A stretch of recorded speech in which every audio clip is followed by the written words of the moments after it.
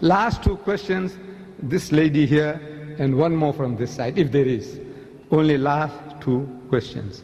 You must appreciate that this is an old machine, 78-year-old, and I have come across, those time barriers, please, have a little mercy on me. Not I'm trying to run away, but this, after all, the body, there's a limit to what it can take. Last two questions, this lady here and one more.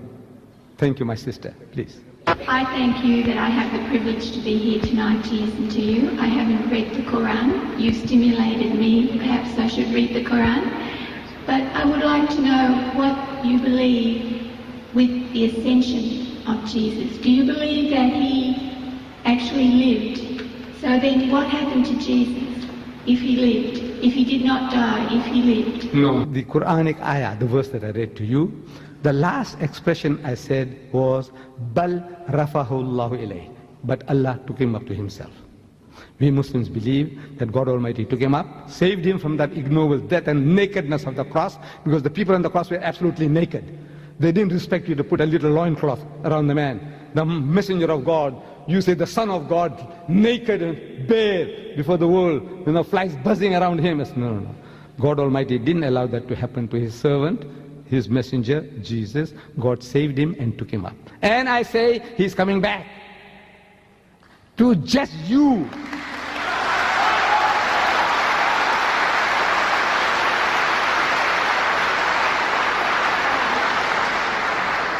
He is coming back. To do what? We Muslims, we believe and we claim that Islam is the culmination, the fulfillment of all of God's revelation to man. All true guidance, all guidance is given to us. We don't have to learn anything new from Jesus or Moses or Muhammad anymore. Whatever God wanted to give, He's given it to us. So what is Jesus coming to do? I says, no, He's coming along to rectify you. And He's telling you in the Gospel of St. Matthew, He says, many will say to me on that day, in His second coming, on His return, and many will say to me on that day, Lord, Lord, did we not prophesy in Thy name, and in Thy name cast out devils, and in Thy name do many mighty works? They're going to ask Jesus, didn't we do all these things? We built hospitals, orphanages, and we looked after the Aborigines, and we looked after the Maoris, and we looked after the Indians. Yes, all these things we did. We educated all these fools, we civilized them, we cultured them, we did all the things. So did we not prophesy in Thy name, and in Thy name cast out devils, and in Thy name do many mighty works? What does Jesus say to that? He said, I never knew you. He said, depart from me, ye that work iniquity.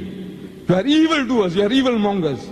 Amazing. You who are working in the name of Christ, looking after the lepers, looking after orphans, Mother Teresa, wonderful work she's doing. By God, I tell you, I bow my head down out of respect for her. All the wonderful things you people are doing. The way you look after the animals, animal conservation, to preserve life. Fantastic things you are doing. But for human beings as well, what you are doing. And that's what you're going to say to Jesus.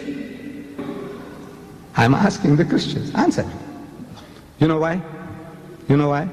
Because you call Him Lord. He is not your Lord. He is not your God.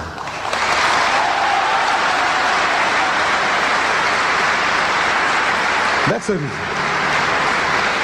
That is the reason.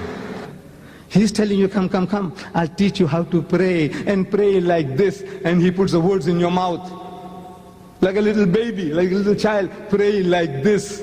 Oh, our Father, which art in heaven, our Father, which art in heaven, including Judas, because Judas was in the group. He's the father of everybody, the sinner and the saint. He's the creator, Lord, cherisher, sustainer. Call Him Father, okay. Oh, our Father, which art in heaven, hallowed be Thy name, Thy kingdom come, Thy will be done on earth as it is in heaven. Where did He say the Father of Jesus Christ in heaven? Or Jesus Christ my Lord in heaven? Where? He said, this is how you pray. But you have forgotten that. You're worshipping Him instead of worshipping the Father. Did you say, the lady, did you say you got the Quran? You have a Quran?